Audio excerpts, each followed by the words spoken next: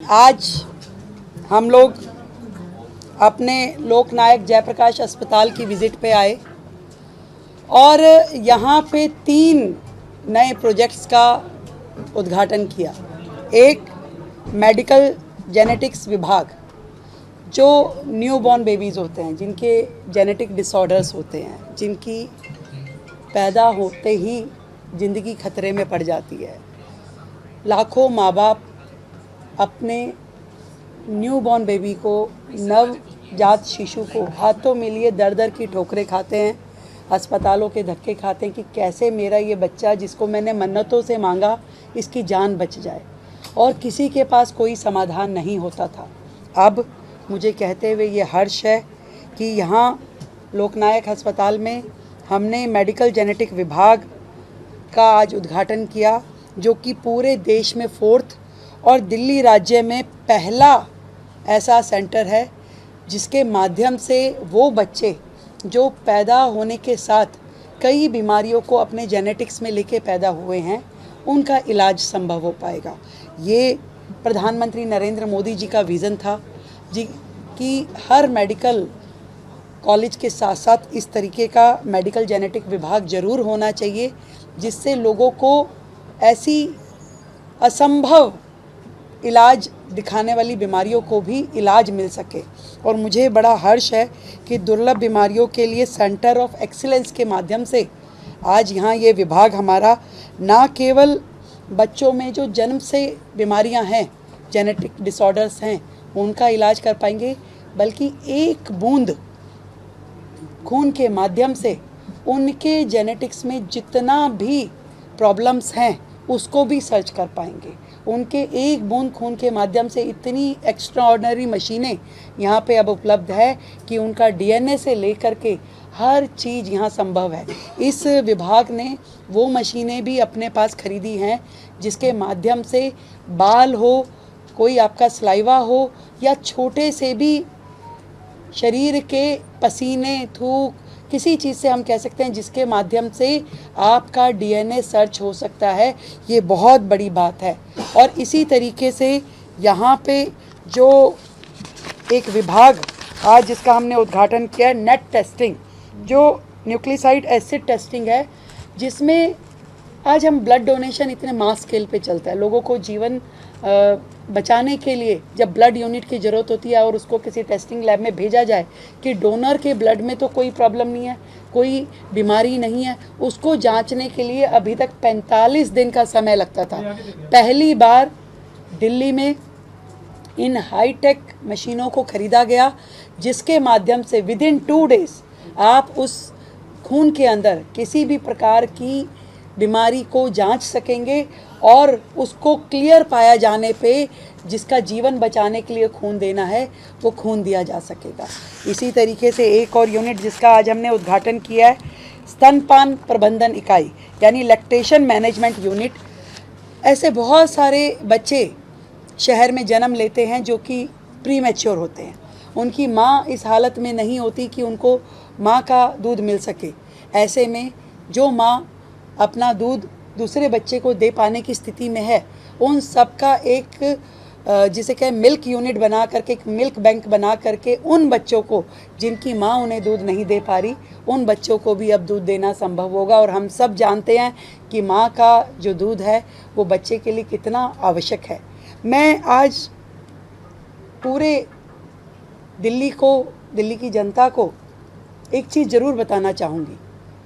हमें बड़ा अफसोस है कि पिछली सरकारें 10 साल 11 साल के अपने कार्यकाल में ऐसी स्थिति में दिल्ली हमें सौंप के गई है, विरासत में जो हमें मेडिकल इंफ्रास्ट्रक्चर दिया गया है, जिसका वो ढोल पीटते थे, उसकी सच्चाई ज़रूर मैं बताना चाहूँगी। यदि WHO की गाइडलाइन ये है कि 1000 लोगों पे कम से कम 2 बेड हॉस्पिटल के ज़रूर होने चाहिए, आज वास्तु स्थिति ऐसी है कि सरकारी तंत्र में केवल 0.42 बेड, यानी कि एक बेड भी 1000 लोगों पे दिल्ली के मेडिकल तंत्र में अभी उपलब्ध नहीं है।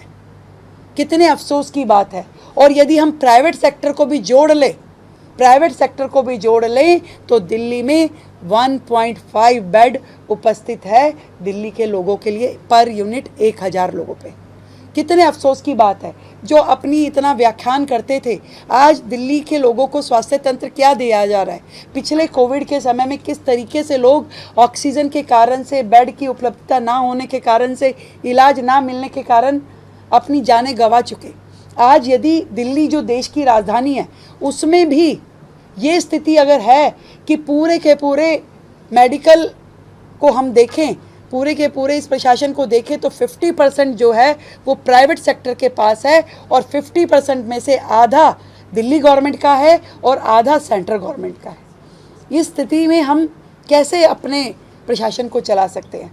आज दिल्ली के लोगों को जो ज़रूरत है कि कम से कम इलाज की कमी के कारण कोई ना मरे। आज मैं यहाँ अस्पताल में भी आई हूँ, मैं देख रही हूँ कि हज़ारों लोग ओपीडी की लाइनों में खड़े हैं, दवाई लेने के लिए लाइनों में खड़े हैं। कहाँ कहाँ दिक्कत है इसको हमने सर्च किया। पहला, जो दवाइयों की कमी होती थी उसको हमने पूरा करवाने के लिए पूरा का पूरा प्रोसीजर चालू किया कि कम से कम अस्पतालों में दवाई की कमी ना रहे। उसका सेंट्रल प्रोक्योरमेंट का एक ट्रांसपेरेंट पॉलिसी बनाई जिसके माध्यम से दवाइयाँ लिए और हर पेशेंट को दवाई मिल सके। दूसरा, आज स्टाफ की कमी के कारण लोगों को कितनी दिक्कतें हैं।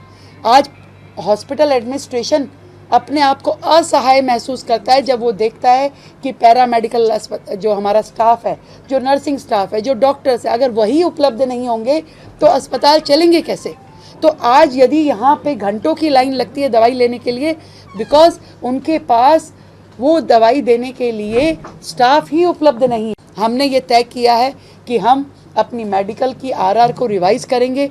हम इस प्रोसीजर को जिसमें रिक्रूटमेंट है अस्पताल एडमिनिस्ट्रेशन के लिए उसको आसान करेंगे, उसको एक्सपीडाइट करेंगे ताकि हॉस्पिटल्स के लिए कोई भी वैकेंसी जो है वो खाली ना रहे, चाहे वह डॉक्टर्स की है, चाहे वो नर्सिंग की है, पैरामेडिकल स्टाफ की है, सिक्योरिटी, पियोन और आपका सफाई कर्मचारी, किसी भी प्रकार की, उसके लिए।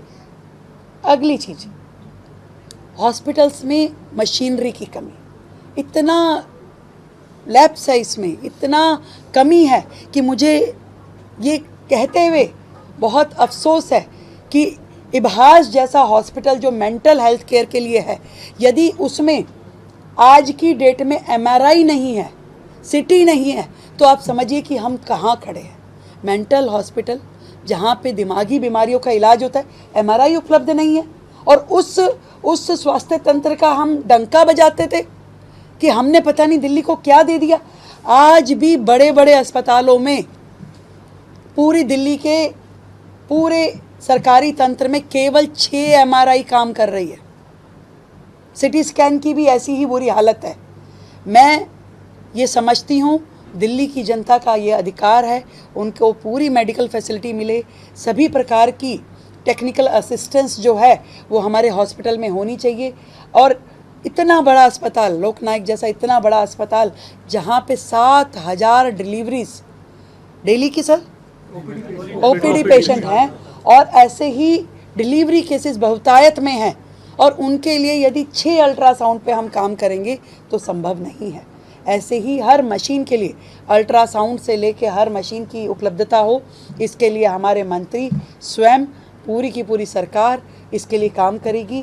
और आने वाले समय में हमारा टारगेट है कि दिल्ली को हम अपने इस 5 साल के कार्यकाल में 3 बेड पर यूनिट 1000 लोगों के उसको ज़रूर उपलब्ध कराए, जो कि WHO के भी पैरामीटर से ज़्यादा होना चाहिए। देश की राजधानी में केवल देश के राजधानी के लोग इलाज करने के लिए नहीं आते, आसपास के NCR के बाकी राज्यों के लोग भी इलाज कराने आते हैं। और किसी को भी वापस करना, मना करना, ये हमारे ना सभ्यता में है और ना ही कानून में है। तो हमें सबको एंटरटेन भी करना होता है, सबका इलाज भी करना होता है, और ये कतई बर्दाश्त नहीं है कि एक बेड पे 2-2, 3-3 पेशेंट लेटे। उसके लिए हमें जो व्यवस्थाएं खड़ी करनी होगी, जिन अस्पतालों को ठीक करना होगा, एक्सटेंशन करनी होगी, नए अस्पतालों को ऑपरेट करना होगा, इसके लिए हम सारे काम करेंगे।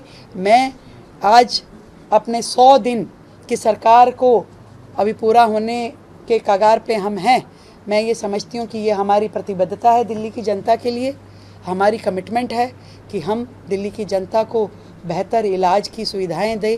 अब आयुष्मान भी शहर में लागू है, वय वंदन योजना भी है, आरोग्य मंदिर भी है, पर ये सब लोग चाहे केंद्र सरकार के अस्पताल हैं, एमसीडी के हैं, दिल्ली सरकार के हैं, सबको ऐसे इंटीग्रेटेड उसमें लेके आ पाए हम कि जहाँ पर प्राइमरी जो इलाज है उसके अस्पताल, जो सेकेंडरी हमारे हॉस्पिटल है, उन सब को आपस में इंटीग्रेट करते हुए सभी लोगों को बेहतर सुविधाएं मिले, इलाज मिले, कोई पेशेंट भी धक्के ना खाए। इसके लिए हम पूरी तरीके से काम करने के लिए तैयार हैं। हम ये नहीं कह रहे कि 100 दिन में हमने कोई झंडे गाड़ दिए, नहीं गाड़े, पर नीतिगत फैसले जो होने चाहिए सरकार के द्वारा उसको हमने किया है। पारदर्शिता होनी चाहिए पूरे सिस्टम में, दवाइयों की खरीद में, एडमिनिस्ट्रेशन में, पोस्टिंग ट्रांसफ़र पोस्टिंग में, उसको हमने किया है। पूरा रिक्रूटमेंट हो, आरआर रिवाइज हो, इसके लिए हम चल रहे हैं। और पूरे तरीके से हॉस्पिटल्स में एक वर्किंग एटमॉस्फेयर हो, उसमें किसी प्रकार की कोई कमी ना रहे, ये हमारा प्रण है। तो मैं आज लोकनायक की पूरी टीम को बधाई देती हूँ कि आपने दिल्ली में ये नया मेडिकल इंफ्रास्ट्रक्चर जो क्रिएट किया है, जो मेडिकल जेनेटिक विभाग के द्वारा हमारी बिल्कुल ऐसी बीमारियों का इलाज हो पाएगा जो कहीं संभव नहीं था। बड़े बड़े अपोलो, मेदांता जैसे हॉस्पिटल में भी जो संभव नहीं था, वो इलाज अब हमारे लोकनायक हॉस्पिटल में हो पाएगा। और इसी तरीके से जो हमारा नेट टेस्टिंग वाला विभाग है वो भी अपने आप में रेयर टू रेयर है, जो कि दिल्ली के लिए एक बहुत बड़ी अचीवमेंट है जो अपनी सरकार के आने के बाद हुई है। और मैं ये समझती हूँ इसी तरीके से हम अपने मेडिकल इंफ्रास्ट्रक्चर को अपडेट करेंगे और जनता को बेहतर सुविधाएं देंगे। Thank you. मैम, दिल्ली में कोविड-19 के बहुत सारे मामले बढ़ रहे हैं, उसके लिए अभी फिलहाल क्या है? देखिए, जो कोविड के मैटर्स हैं हम लगातार उनके सर्च में हैं। अभी दिल्ली में के अस्पतालों में केवल 19 मामले जो एडमिशन हुए हैं, केवल 19 मामले आए हैं, बाकी लोग घरों से ही अपना इलाज करा रहे हैं। अभी उस स्टेज में कोविड नहीं है जिसके लिए हम कहें कि जनता को बहुत ज़्यादा परेशान होने की ज़रूरत है। अभी ये बहुत ही जिसे कहें कि फर्स्ट स्टेज का वेरिएंट है और पूरी तरीके से सरकार सजग है, हॉस्पिटल भी चुस्त दुरुस्त है और हम हर सिचुएशन के लिए तैयार हैं। जनता भी सावधान रहे, उसका हमने पूरी अपनी एडवाइजरी जारी की है। मैम, मोदी सरकार के 11 साल पूरे हो गए और आपके भी अब 100 दिन पूरे हो जाएंगे कल। मैम, उसको लेकर क्या कहेंगे आप? मैंने जो अपना पूरा का पूरा विज़न बताया है, हमारी जो पॉलिसी है और जिस तरीके से हम काम करना चाहते हैं, मैंने बताया। आज मैं केवल हेल्थ सेक्टर की बात कर रही हूँ क्योंकि मैं इस महानायक के ऊपर नाम के ऊपर जो अस्पताल का नामकरण हुआ उस अस्पताल के प्रेमिसेस में खड़ी हूँ जो वर्षों पुराना है। हमारे होने का अर्थ तभी सार्थक होगा जब हम इन सभी मेडिकल फैसिलिटीज़ को बेहतर कर पाएंगे। जनता जो है उसको ये स्वस्थ रहने का अधिकार, उसकी बीमारियों के निदान का अधिकार मिल पाए। कोई भी बच्चा जो है वो इलाज की कमी के कारण मरे ना। मेरा इतना ही सोचना है कि दिल्ली के इस मेडिकल इंफ्रास्ट्रक्चर को हम अपडेट करें और दिल्ली जो देश की राजधानी है उसमें वर्ल्ड क्लास इंफ्रास्ट्रक्चर होना चाहिए, लोगों को बेहतर सुविधा हो और हम ना केवल दिल्ली के लोगों का इलाज करें बल्कि पूरे देश से आने वाले लोगों का हम बेहतर इलाज करें। Thank you. मैम, 22 मंजिला एक बिल्डिंग का निर्माण कार्य चल रहा था, वो रुक गया था, उसका पूरा करने का। बताइए, मंत्री जी भी कुछ बताइए। देखिए, जो भी कंस्ट्रक्शंस की बातें हैं उसको में कुछ जगहों पे काम चालू हो गया है। कुछ जगहों की इंक्वायरी हो रही थी कि उसके ऊपर उन्होंने जो गाइडलाइंस होती है फायर ब्रिगेड की गाइडलाइंस उसको फॉलो नहीं किया था।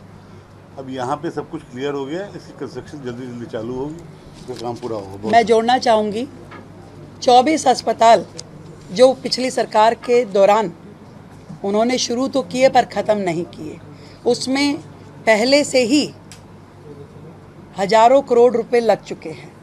और आज हमने एक एक्सपर्ट्स की टीम उसके पूरे सुपरविज़न के लिए लगाई है जो एक एक अस्पताल को विज़िट करके उसको किस प्रकार से आज के समय में उपयोग हो सकता है। क्योंकि मैंने पहले भी ये बात कही, 7 इंफ्रास्ट्रक्चर तो उसमें ऐसे हैं जो पिछले उस समय के कोविड समय के लिए बनाए गए थे, जो कि कोविड हॉस्पिटल के नाम से उन्होंने शुरुआत की थी, जहां केवल कोविड के बेड लगने का इंफ्रास्ट्रक्चर क्रिएट करने की कोशिश की गई थी, जो पूरी नहीं हुई। आज की वर्तमान की स्थिति में वो बिल्डिंग और भी 1000 करोड़ रुपए लगाने के बाद भी वर्केबल नहीं है।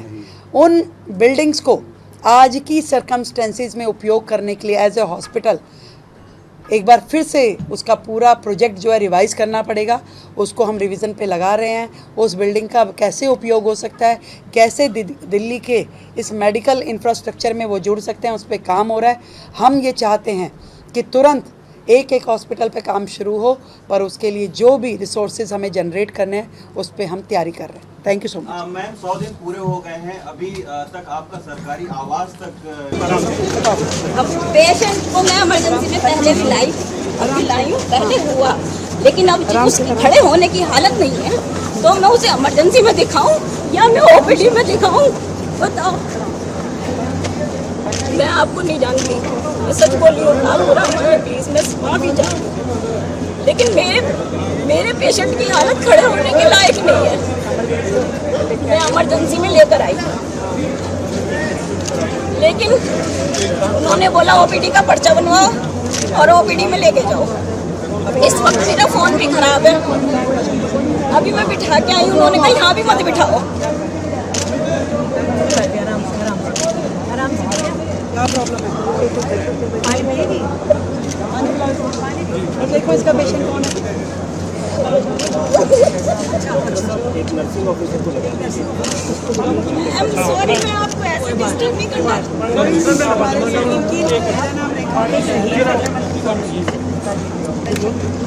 इसके पेट में प्रॉब्लम नहीं, इसके पेशेंट को आईसीयू में एडमिट करो, तुरंत करो, संभालो इसको।